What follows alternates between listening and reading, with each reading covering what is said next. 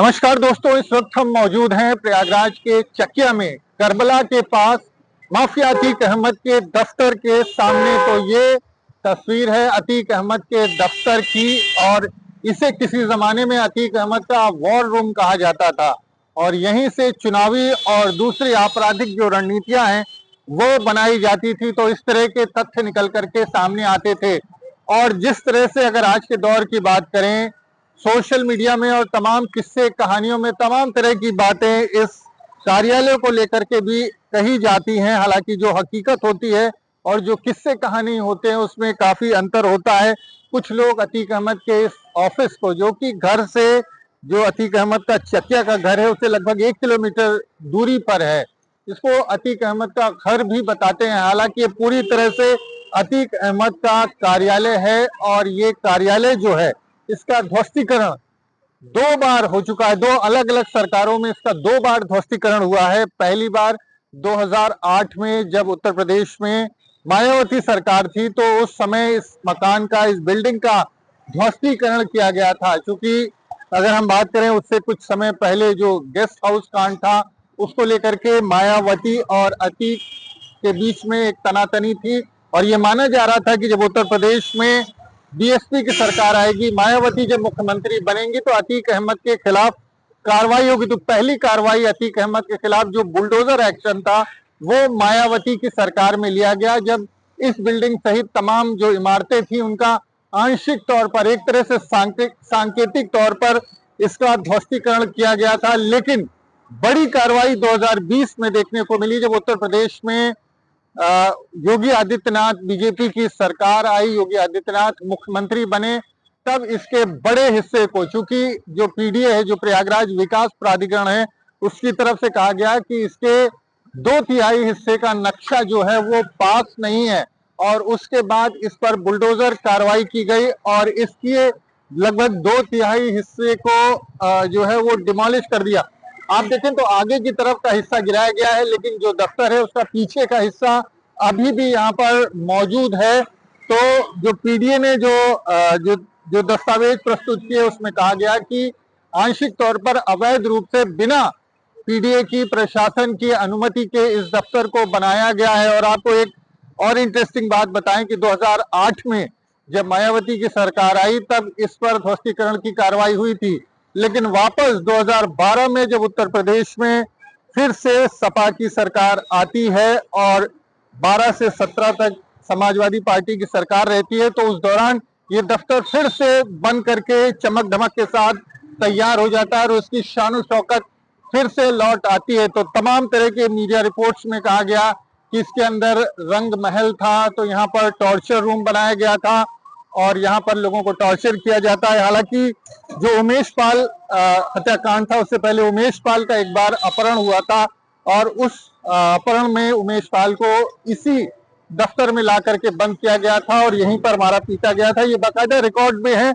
Police की कार्रवाई में ये तथ्य सामने आया था। लेकिन तमाम ऐसी बातें हैं जो, जिसका कोई आधार नहीं है, जिसका कोई सबूत नहीं है, उसको भी जो है उसको भी सच होने का दावा किया गया।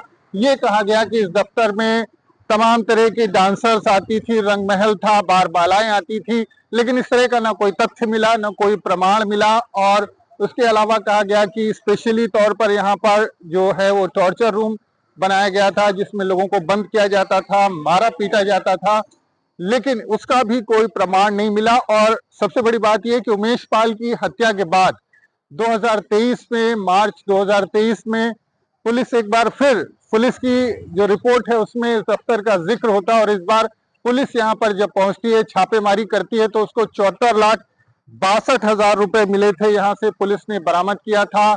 कई पिस्तौल, यहाँ से 9 पिस्तौल पुलिस को मिली थी, एक तमंचा मिला था, तमाम कारतूस भी इसी दफ्तर से बरामद हुए थे। और उमेश पाल की हत्या में शामिल 5 गुर्गे जो अतीक अहमद के आदमी थे, उनको भी यहीं से पकड़ा गया था। उसके बाद ये एक बार फिर चर्चा में आया था।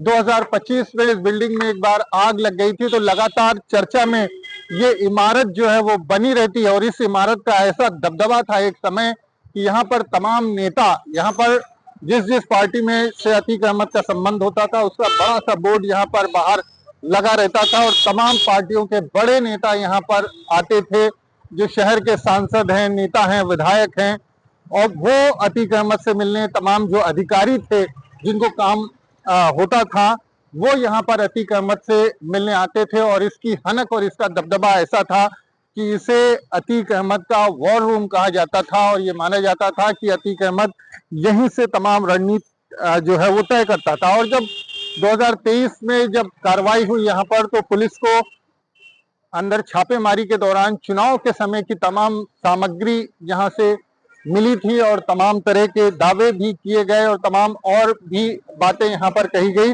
लेकिन ये अतीक का दफ्तर अब पूरी तरह से खंडहर बनता जा रहा है, बियाबान है, वीरान है, और देख सकते हैं इसकी हालत, इसका लगभग 2/3 हिस्सा जो है वो डिमोलिश किया जा चुका है।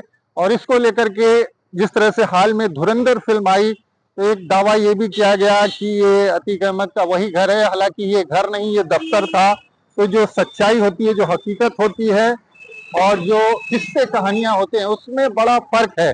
तो वही हम अपने जो व्यूवर्स हैं उनको ये बताने की कोशिश कर रहे हैं कि जिस तरह की बातें कई बार सामने आती है उनमें सच्चाई नहीं होती। ये अतीक अहमद का दफ्तर था जिसको 2 बार डिमोलिश किया गया। और यहाँ पर उमेश पाल की जब हत्या होती है 2023 में, उसके बाद 24 फरवरी 2023 को उमेश पाल की हत्या होती है, उसके बाद इस दफ्तर पर एक बार फिर से कार्रवाई होती है। हालांकि डिमोलिश हो चुका था और ये माना जाता है कि ये कुछ नशेड़ियों का अड्डा है। एक बार यहाँ पर उसी समय खून के छींटे मिलते हैं जब उमेश पाल की हत्या होती है और उसके बाद पुलिस जांच कर रही होती है। उसके बाद यहाँ पर नीचे से लेकर ऊपर तक सीढ़ियों पर खून फैला नजर आता है।